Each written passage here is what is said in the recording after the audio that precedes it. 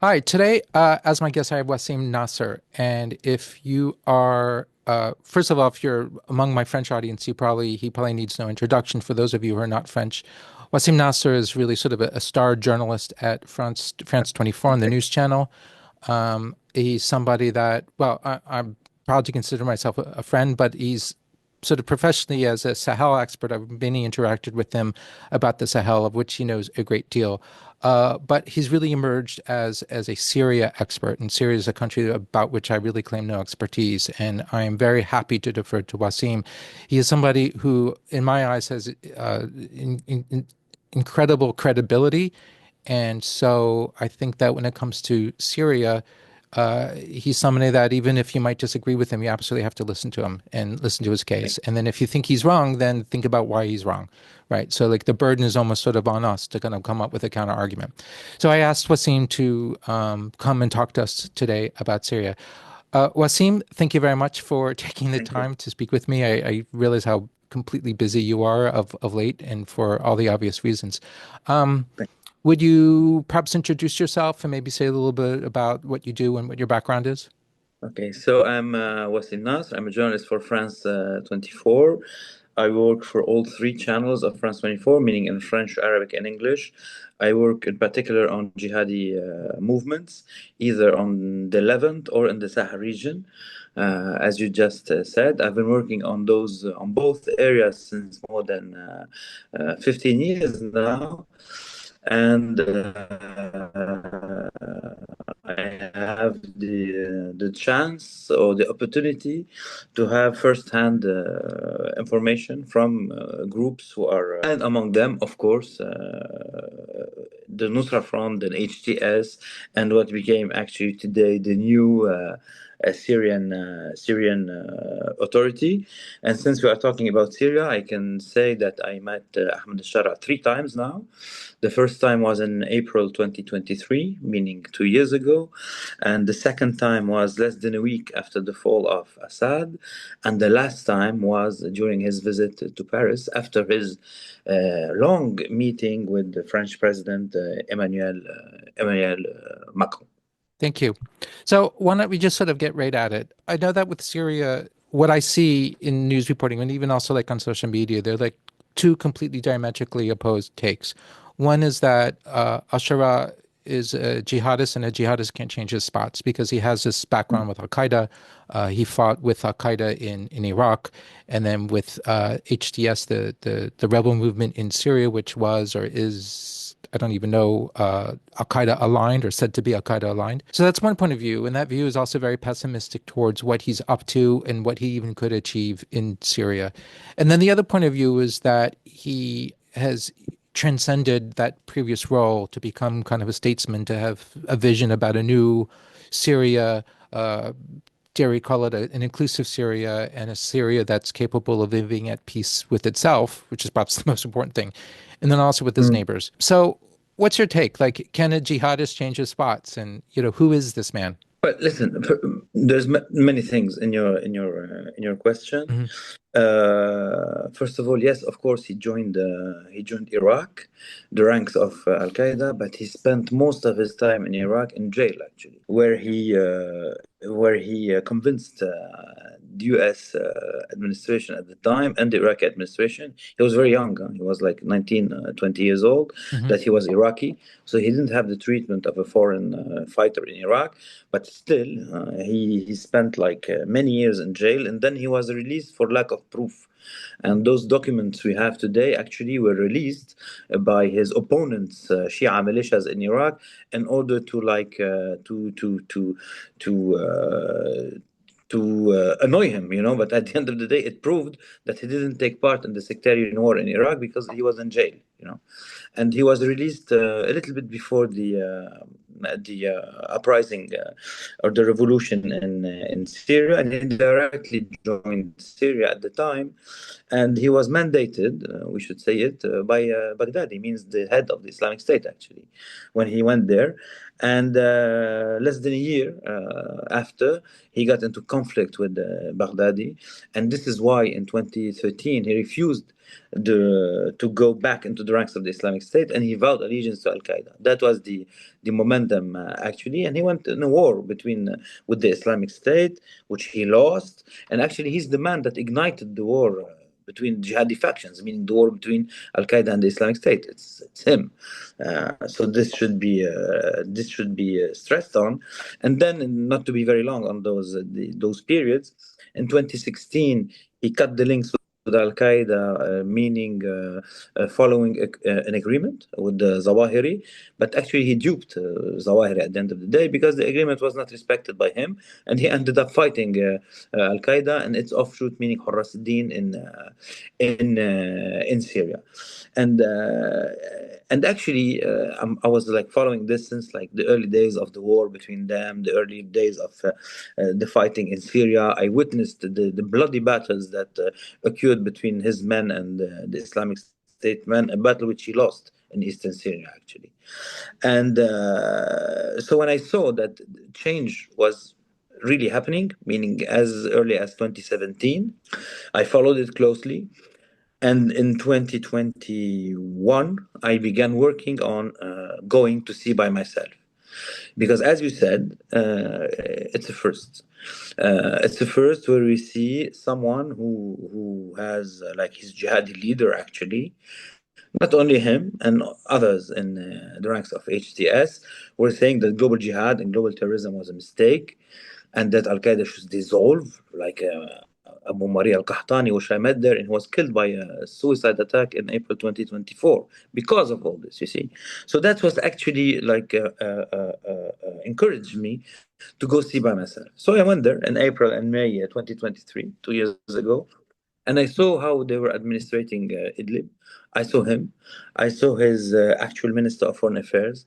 I saw Qahtani. I saw others. I saw so many people in charge of HTS, or what was called the Salvation Government at the time. I visited the Christian villages.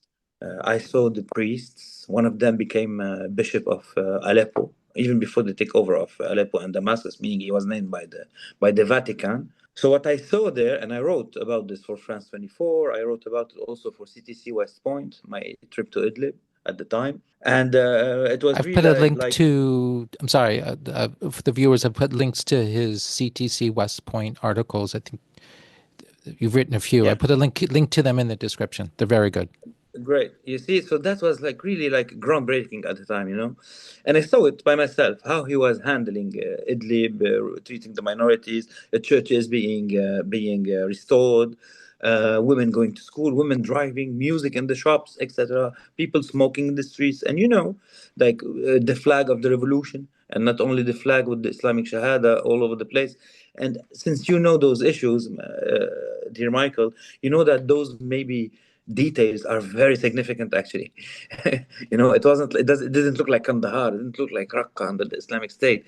It Mm-hmm. was something else, and which I called the third path out of global jihad, meaning a third path away from Al Qaeda and the Islamic State, from people who are in charge actually, because many jihadis, when they get caught, even leaders, okay, it was a mistake, I didn't mean it, and foot soldiers, they say, okay, I was a cook, no, they were like in charge, and they were still saying that was a mistake, and we are seeking another path. And what he told me at the time in 2023, it was off the record. It was a long meeting, maybe more than an hour and a half, with him, with his actual Minister of Foreign Affairs, then with him and his actual Minister of Foreign Affairs, and then with him alone for a while. And actually, it was off the record. I was like, I could say I met him, but I couldn't say, I couldn't talk about what we talked about. And not to be long about this, actually, everything he told me back then, he went public on it after the takeover of Damascus. So when I went back to Damascus, like a week less than less than a week after the fall of Assad. I saw him. He wasn't yet in the presidential palace. They were still at the government building. And so he's like repeated everything he told me, but it was on the record, you know. And so the risk I took in 2023 by going there and by reporting on what I saw there, but this third path, well, actually, it was confirmed with what they did when they took over power, meaning there was no massive massacres when they took over Damascus. There were no exodus of populations from cities. It happened in like 10, 11 days. It was swift and it was soft. Doesn't mean that there was no extrajudicial killings at the time. That doesn't mean that there was no abuses, but it wasn't massive. It wasn't from the like decided on the level of the commanders. But of course, after like 40 years of civil war, after 54 years of Assad dictatorship, you can expect that people have grievances, and some of those people want to settle this cause themselves. And this is, maybe we'll talk about it, one Is of the right. biggest challenges he has. Is that how you understand the Alawite massacres that took place this spring? Well, yes and no, because we should remember, and it's good you're putting up this, that it happened a little bit less than 4 months of the takeover of Damascus, meaning that he was able to keep it calm for 4 months, which is like a miracle. You know, Mhm. everybody expected that the Alawite would be massacred like till the last one after the fall of Assad, because they are like sometimes wrongfully associated to him as a community. You see, but it didn't happen actually. And what happened in 3 months and a half later, it was like former regime officers and militiamen who have like blood on their hands since the civil war, Mhm. documented. You know, this is not an analysis I'm giving. We know that the people that were involved were filming themselves since like 2012, killing others, etc., etc. So they knew that they won't benefit from the amnesty he declared, because he declared actually an amnesty. He said, "My campaign is a campaign of also should be a campaign of pardon also." Regarding foot soldiers, the administration, etc., etc.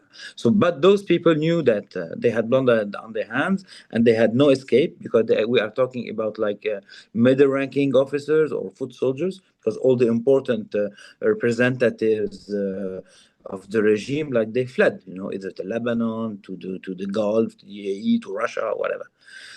Some of them even to Europe, you know, because they have like double passports. Anyways,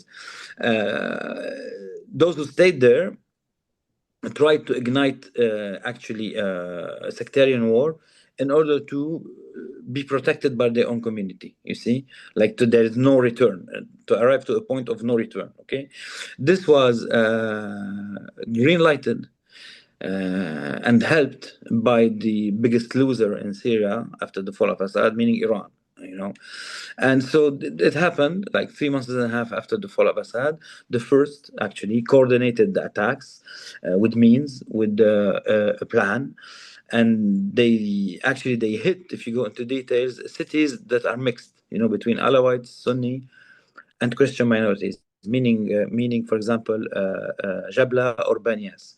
Why? Because Banias, there was the massacre of Banias in 2013, and the repression of 2011.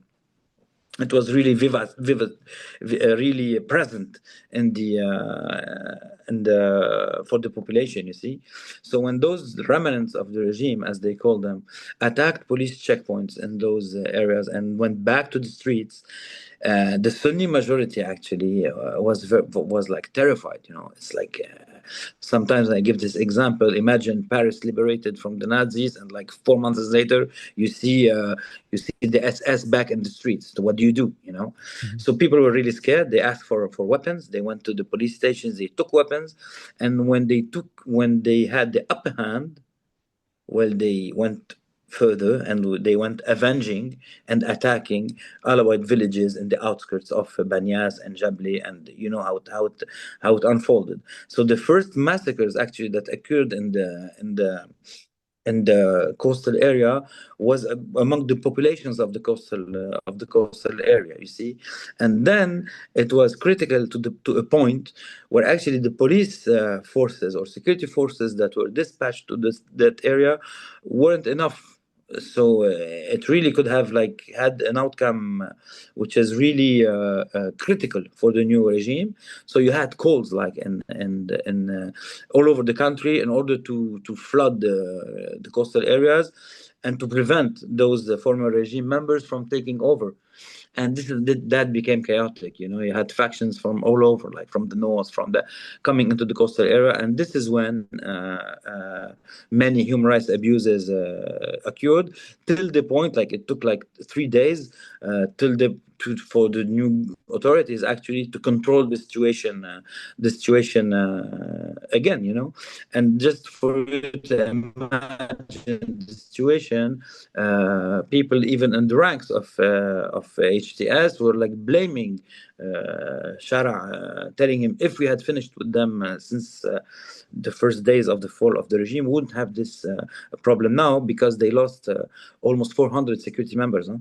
We are talking about 1,000 casualties and 400 security members. So it's not like it's heavy. And even when, for example, he called a woman an Alawite opponent to the Assad regime, who's a political refugee in France, he called her on the phone because 3 of her brothers were killed because they were Alawite, even though they opposed Assad, actually. And so he called her, and she backed his initiative of the inquiry committee, etc., etc. And so people in his ranks were like, okay, you called her, but you did not call the families of the security forces who were killed. Why are you doing this, etc., etc.? You know how it goes when it's like sectarian. So it was really a hard equilibrium to find. And one thing to stress, many people talked about foreign fighters killing the Alawites, etc. Actually, no, it was Syrians amongst them. It was easier, maybe, or more comforting to say foreigners killed the Syrians, but actually, no, it was neighbors who killed their neighbors, like avenging 14 years of war and 54 years of dictatorship. So, and many rumors about killing of Christians, actually it did not happen. There's only between 4 and 10 documented killings of Christians, and it was more accidental of targeted killing. And even the churches of Latakia, all the churches of Latakia and Aleppo issued the communique saying those claims are false. We are not harboring Christians from the villages in our monasteries, and Christians aren't targeted, etc., etc. So there's regarding this tragedy, because it was actually, there was also a lot of disinformation. And what is interesting in a way about it, that we saw that disinformation came mostly from Iraq, Shia militias, Iranian outlets, but but they were like met by Israeli also outlets on social media. So it was really like weird and awkward to see this combination regarding what was happening in the coastal area. And one more time, it was like really it's a miracle, I guess, that he kept it quiet for almost 4 months, and that he even got to control the situation after 3 days, even though, of course, we deplore the killings of innocent people that happened, which he acknowledged himself, in his first speech after the massacres. He did not deny what happened. He was, we are gonna those who committed those killings are going to be accountable. And he said those who did them, and those who outpassed their prerogatives, meaning his own men, you see. So he was not in denial. This is something you could not imagine in the days of Assad. Assad would have rewarded the people who committed those massacres, you see. So that's what I can say about it. What is his vision for this modern Syria? What is he trying to do in your eyes? He told me something in December which like stick to my mind, coming from this kind of personality and leader and jihadi leader at one point in time. And he said, "We are tired. Syrians are tired." It was very meaningful, for someone like him to say this, and it came like following something he said about neighboring countries. He was like, we don't want any problems with our neighboring countries, and he specifically named Israel. The only country he named by name was Israel, and we are like, as I told you, less than a week after the fall of Assad. So he's not trying to be like a new platform for terrorism or whatever, And even addressing Arab countries, he was like, "We are not. The revolution is over." Because he knows that Arab monarchies and Arab regimes are afraid from what's happening in Syria to happen to them, And he was like reassuring them. It's like, we are not a revolution. The revolution is over. We just want to rebuild Syria or focus on Syria, and we don't want any problems with anyone. And actually, that's what he said. Even though the battle was still ongoing, even before the fall of Damascus, he sent letters to the Iraqis, to the Russians, to the Chinese, So and just saying we are tired. Syrians are tired. I guess is very meaningful coming from him.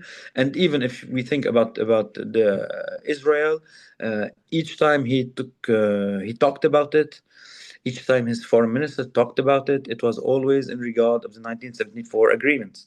Even in Paris, he said for the first time publicly, which was like known by those who followed the situation. He said publicly in a press conference, "We are having contacts through some intermediaries with the Israelis in order to solve the pending problems." And we can imagine, of course, the UAE, but also an important player, which is Azerbaijan, which has like really very good relations with Israel, and both are really backing actually Ahmed al-Sharaa, either the Azeri or the UAE, and this all comes in the frame, of course, of something that he could deliver, without making a lot of pronostic, as we say in French, something he could deliver. And allow me a small detail, for those who follow actually. What was the deal with Assad? Assad, when he was welcomed back in the Arab Gulf, Assad was in the 11th of November welcomed in Riyadh, as you can remember, like a few months, a few weeks before the fall of his regime. The deal was, okay, you get away from Iran, and maybe you'll get into a pacification deal or some kind of deal with Israel. And Assad would have promised to deliver. But actually, when Ahmad al-Shara took over Aleppo, he proved that Assad was completely relying on Hezbollah, which was really tired by Israeli strikes at the time. And this is why he was able to take over Aleppo and then Damascus. So he proved that Assad was totally relying on Iran. He could not split with Iran. So he could not deliver any peace or any kind of agreement with Israel. And this is how Assad lost the backing of Arab monarchies even before the fall of Damascus. So actually, Shara today is in power, and he is he is sending actually positive messages to the international community, to the local governments, but also to Israel. For example, his Minister of Foreign Affairs met with the Jewish representatives in DC and in Washington. You had two Jewish delegations of Syrian Jewish delegation Jewish delegation of Syrian origin who were able to visit Damascus twice. One of them was less than 10 days ago, and to visit Jewish sites, etc. They also had, for example, as you know, recovered the remains of Israeli soldier who was killed in 1982 in Lebanon during one of the biggest battles between Syrian army, Palestinian factions, and the Israeli army at the time. So all those issues are like building up. And we are expecting also a visit from more representatives or people who from the states, actually, from the Jewish community, etc., etc. So he is like trying, as I told you. I don't know how it's gonna work out, actually, but he is not showing any animosity or any warring aims regarding Israel. Even in the words that he is using. He's not like going for the Zionist entity, or for the first time he used the word enemy. Was when, after like maybe a week ago, after the strikes, Israeli strikes that happened in the south, and that he cannot not say the enemy, even regarding his own people. But before that, he didn't even use the word enemy regarding Israel. You see? So let me then ask you about the Druze, because that's one of those things that I see as, I think the Israeli government uses it. It looks to me kind of like a pretext, but there's also, I think, like in terms of when I mentioned the sort of the diametrically opposed rhetoric that I see, certainly in social media, but I definitely see like coming from sort of like the sort of right wing Israeli side, there's this idea that this regime is picking on the Druze, and there's a danger of massacring the Druze, and you have to protect the Druze, and I think most Israelis really warm to the idea of protecting the Druze for all the right reasons. But so what exactly has been going on there in terms of the violence that between the Druze community and the regime, and sort of what's the balance there, and to what extent is I'm sorry, I'm loading up the questions, but like does sort of Israeli intervention on behalf of the Jews make any sense? Well, the Druze issue is a complicated issue, because part of the Druze are seeking out to Israel, and the funny thing about it, if we can frame it this way, Mhm. that those are the Druze who are like totally with the regime, with the Assad regime. Mm. You know, others were opponents to the regime, and are close to Shara, and are backing Shara, actually. And even when you look at the Druze, for example, in Lebanon, you have Walid Jumblat, which is like the very prominent Druze figure, who is backing Shara and saying it's a mistake to let Israel get involved. But at the same time, Israel uses this as an opportunity, yes, as you are saying, and as a pretext. But the Netanyahu government had also pressure from the Israeli Druze community in order to intervene, because they think that the Druze are targeted for being Druze. But actually, the issue is between Druze themselves, those who are with the Shara and those who are against against Shara, actually. So, and maybe the this complication, got very obvious with the latest confrontations that occurred in Germana, Sahnaya, and Swaida, meaning like a few days ago, but a few weeks, yeah, maybe also 10 days ago. Mhm. Yeah, actually, when the Israelis strike the last time, and so you know how it happened at the beginning. There was a fake audio attributed to a Druze figure where he was insulting the Prophet, and it goes like it spread on social media. And so some people, either in the ranks of the government forces, or next to government forces, because as you know, the forces are not yet disciplined, and it's not like a regular army.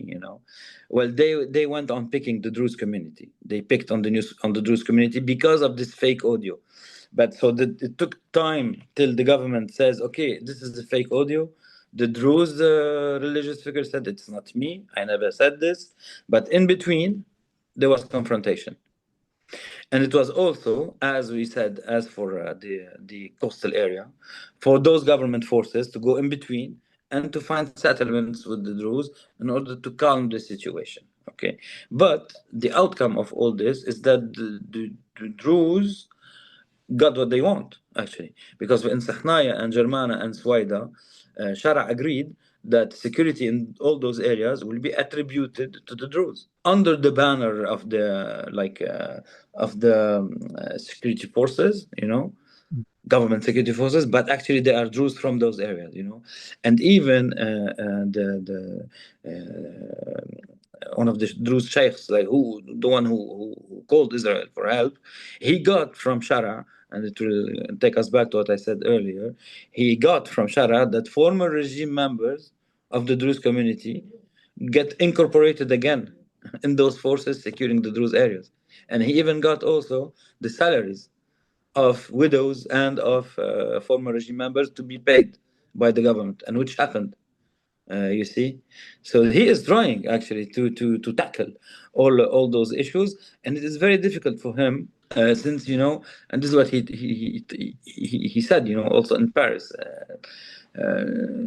Publicly and in private discussions we could have, that actually when you have a force and you don't have enough money to pay the force, and you don't have enough means to equip the force, well, it is hard to talk about discipline.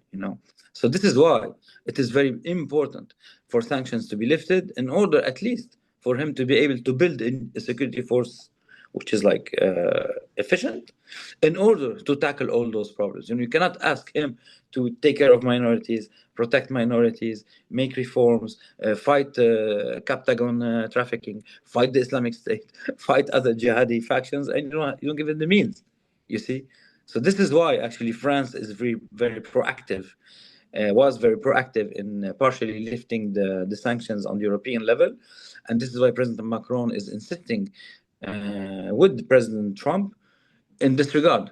You see, in order to lift sanctions, and and I guess it is taking this path, since President Trump said that the U.S. is seriously considering this, because without this, he cannot build a force capable of securing his countries, and capable of tackling all those very like explosive and all in the real meaning of the term of all those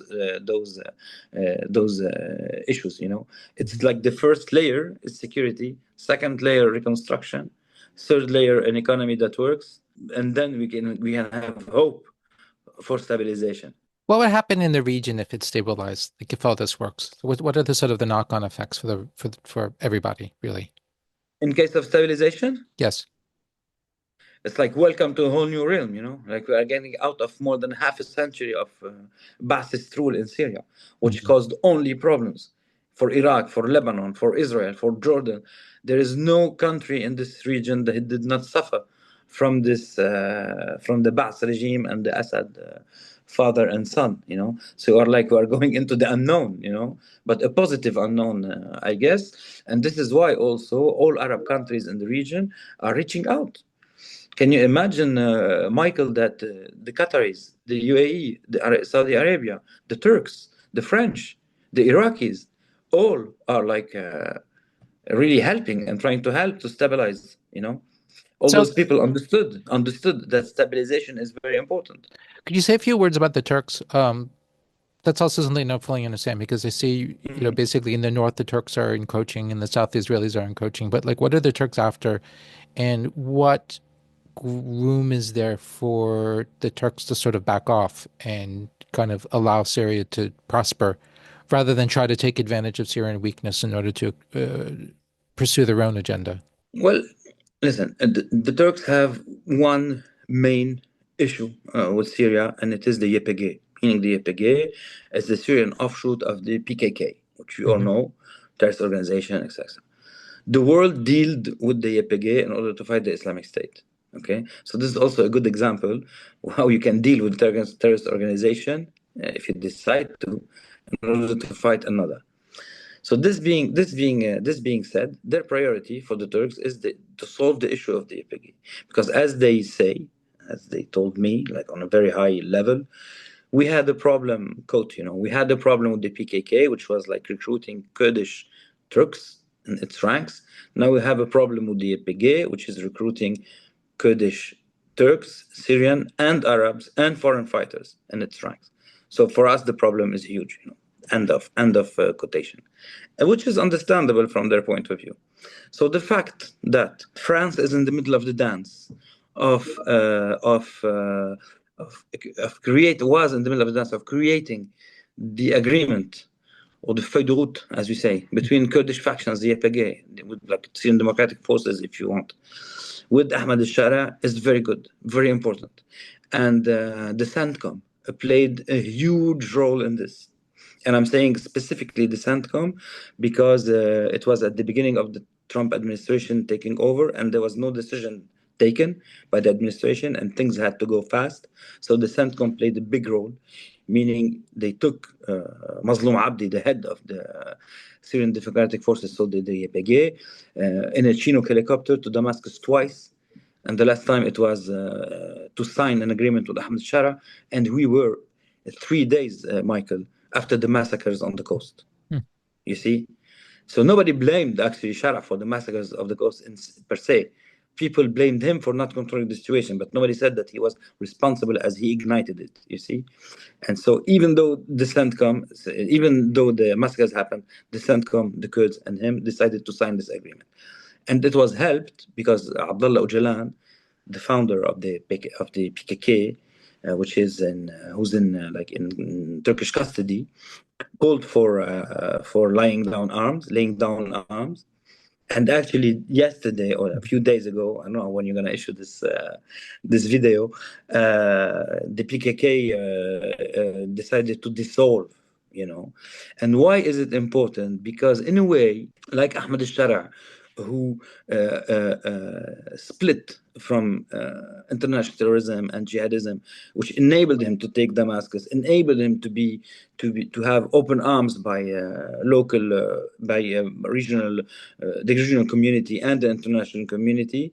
Well, if Mazloum Abdi is free from the PKK, an international regional terrorist organization, and focused on Syria, those two men who have maybe like the same a similar path, in fighting in terrorist organization, etc., could be the key if they work together for a pacified Syria. And this is the path which is being taken. And to go back to the heart of your question, if the YPG does not represent a threat for Turkey, well, they'll be glad with it. If it prevents them from going into another military operation in Syria, and if things get solved by Damascus, they'll be satisfied with that.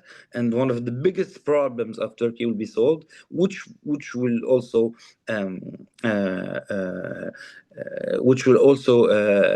end up by many Syrian refugees in Turkey going back to Syria. And you see, so on all levels, and this is what's very interesting about the situation in Syria, is like all regional players except Iran are gaining something. We did not talk about Lebanon, but since the fall of Assad, Lebanon had presidents.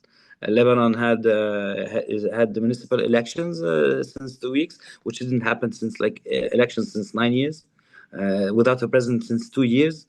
So the region is breathing, since the fall of Assad. So the biggest loser is Iran, and the biggest misunderstanding, because that's how I call it, is with Israel, with this government at least, because many voices in Israel, like Ehud Olmert or others, are speaking out and are saying, okay, let's see, maybe we could do something with this new Syrian government, and even everybody understands, when Assad fell, that Israel goes on hitting Syrian assets, military assets, ballistic assets, what was left from planes or ships. Okay, because they did not know in which hand they will fall, those assets. But now we know, Shara welcomed the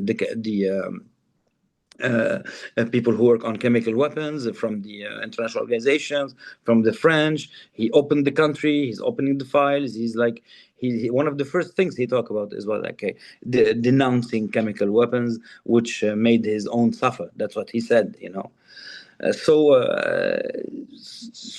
I guess if things are stabilized, it will be beneficial. But I'm not saying that it's going to be an easy task. It's a difficult task. It's a difficult task. It's a tricky task. And this is why, actually, the French are going fast, because they know that it's critical and that it could fall apart at any time. Based on what you're saying, I feel like it's a rare glimmer of hope in this region, where usually there's just grounds for pessimism. Exactly. It's a third path, and to go back to our other issues like the Sahel or other places, what's happening in Syria could be a blueprint for other places, because we are always rightfully suspicious or rightfully surprised to see a jihadi group split from global jihad and doing what it's doing now in Syria, you know. Mhm. But it could be a blueprint for other places because we know, and you know, that war on terror that went on for 20 years does Didn't not have it, satisfying results. no, it did not work out so well. Has Voilà. not worked out so well. So maybe, voilà. So maybe if we go back to old plain ways of counterinsurgency, where war is a card, negotiation is a card, development is a card.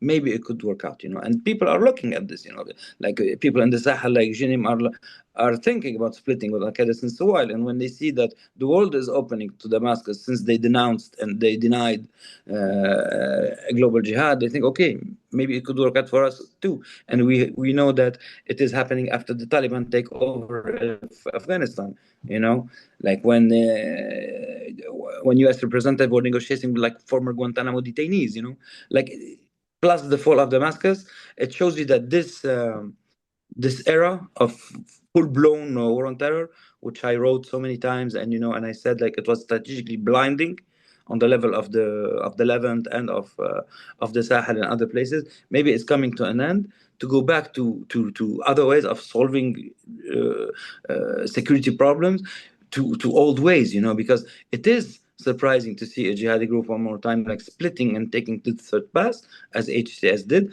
but it is not a first in like for terrorist organizations. You know, you have the IRA, you have the ETA in Spain and France, you had the Kurds, and you had the PLO. You had so many groups before that used terrorism as a modus operandi, and that went out of their terrorism and took other paths. You know, so it's a first for jihadi work. Yes, let's wait and see how it's gonna work out.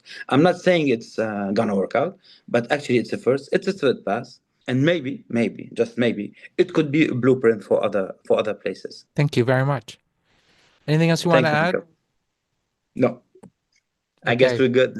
Yeah, I think we're good. Thank you. This is brilliant. Thank you so much. Thank you, And Michael, for this yeah, opportunity. thank you for taking the time. I'm really grateful.